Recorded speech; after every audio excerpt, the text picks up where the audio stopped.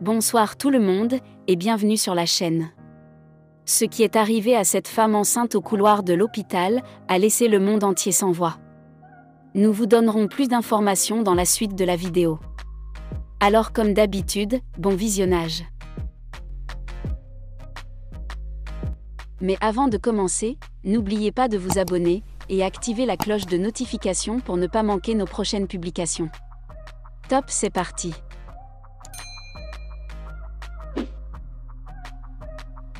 La grossesse de Maxwell ressemblait beaucoup à son accouchement, pas du tout ce que je pensais. Dès le début, c'était pour le moins imprévisible. Après des grossesses au cours desquelles j'avais été hospitalisée pour travail prématuré et complications liées à l'HG, j'étais cette fois heureuse et étonnée. Je n'avais rien à signaler en termes de progression du travail jusqu'à 37 semaines et seulement des perfusions ambulatoires de fer et de liquide. Cela n'a pas été tout à fait fluide, mais bien plus que mes grossesses précédentes. Le col de l'utérus s'est complètement fermé et Braxton a des contractions, mais aucune ne mérite d'être prise en compte avant le mardi 18 juillet. Ils ont commencé tard dans la nuit et se sont intensifiés aux petites heures du matin du 19. Nous sommes finalement partis à l'hôpital vers 5 heures du matin. Contractions toutes les 3 minutes, s'intensifiant légèrement et se rapprochant. Je suis passée de presque 3 cm de dilatation à 4 dans la première heure d'arrivée. Nous pensions que nous étions au premier stade de l'accueil de notre dernier bébé dans notre famille. Après 4 heures de travail dans la baignoire, à rebondir sur le ballon et à parcourir les couloirs, nous avons décidé d'essayer de nous en tenir à notre plan d'accouchement sans intervention. Nous avons donc choisi de quitter l'hôpital sans plus d'avancées et de contractions qui commençaient à s'espacer. Nous avons passé les jours suivants à encourager doucement les contractions, dans l'espoir de les faire avancer jusqu'au travail. À la maison, j'étais dilatée à 5 cm. Les contractions étaient inconfortables, mais ne m'ont jamais vraiment donné l'impression qu'elles équivaudraient à autre chose qu'une nuit blanche. Nous passions nos journées à marcher, à aller à la piscine avec nos filles et à réaliser de petits projets autour de la maison. Chaque nuit apportait des contractions programmées qui ne me permettaient pas de dormir. Je perdais confiance en ma capacité à savoir quand j'allais réellement commencer le travail.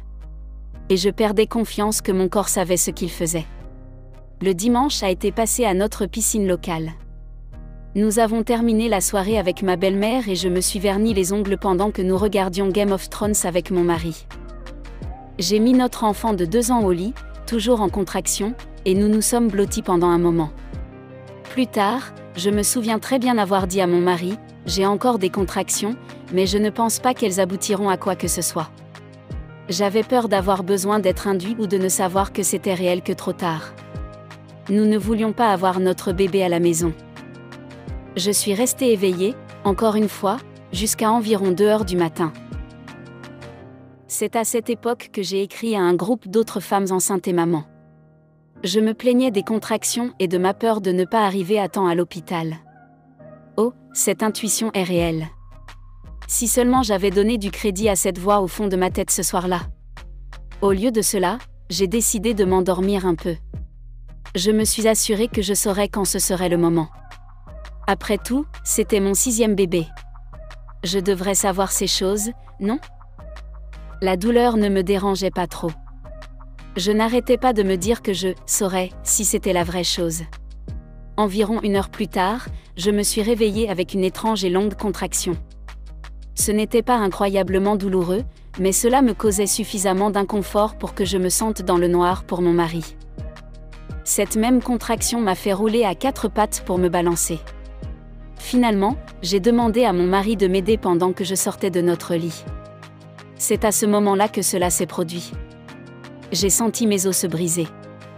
Je me suis précipitée du bord du lit, me suis précipitée vers la salle de bain sous le choc et j'ai dit: « Oh mon Dieu, nous n'y arriverons pas.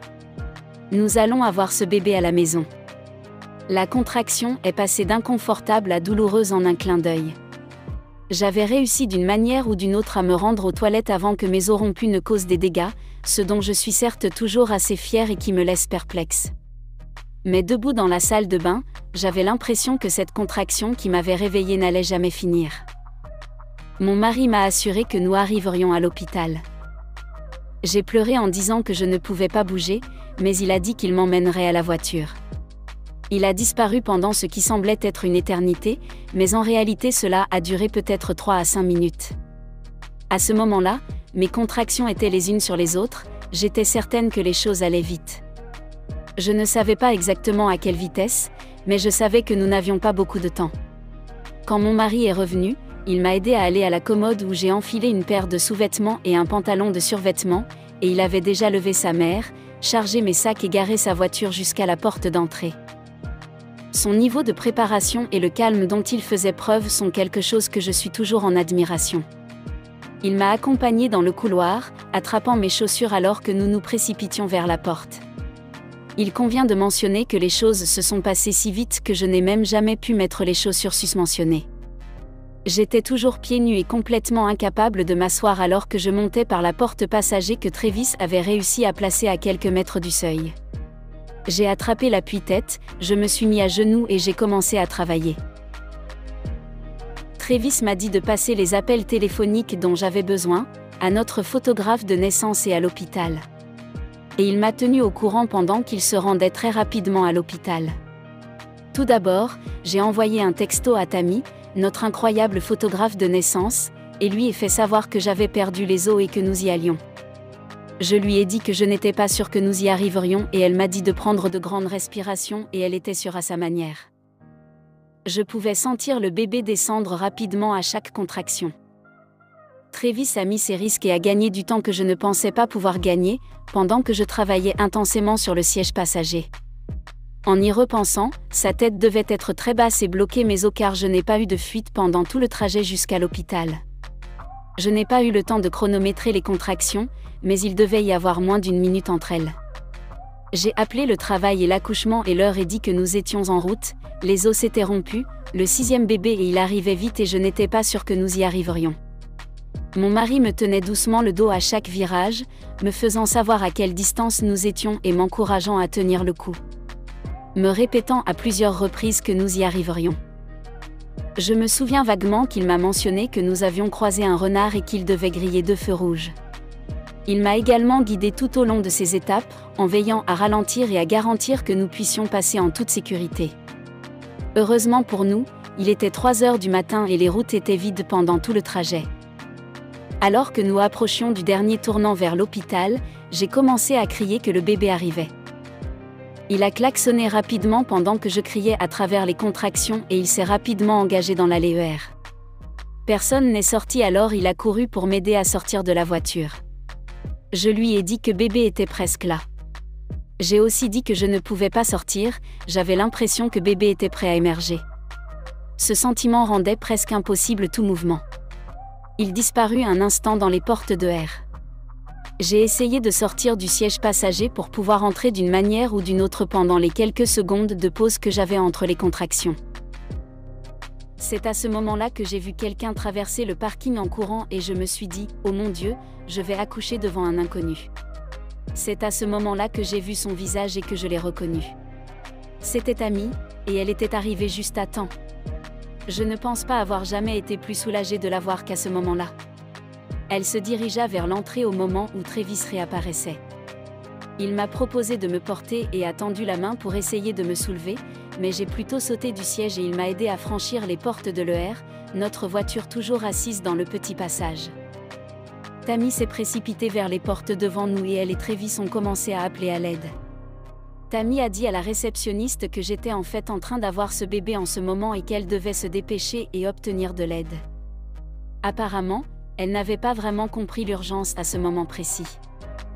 Je suis arrivée juste après la 2e série de portes automatiques, dans le hall suivant qui, heureusement, n'était pas recouvert de moquettes comme celui dont nous venions de sortir. Tammy leur a crié que j'allais avoir le bébé là, par terre. À ce moment-là, j'ai dit quelque chose du genre « Oh mon Dieu, il est là ». J'ai alors commencé à enlever mon pantalon parce que je sentais mon corps pousser la tête du bébé vers l'extérieur. C'est à ce moment-là que je me suis penchée et que j'ai senti sa tête se couronner avec ma main. J'ai regardé mon mari et j'ai dit « Travis, attrape-le ».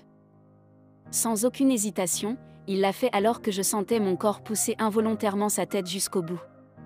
À ce moment-là, Tammy a commencé à s'éloigner. Puis les infirmières se sont précipitées dans le couloir. C'était flou à ce stade, ils nous ont atteints, m'ont aidé à m'allonger juste au moment où mon corps recommençait à pousser.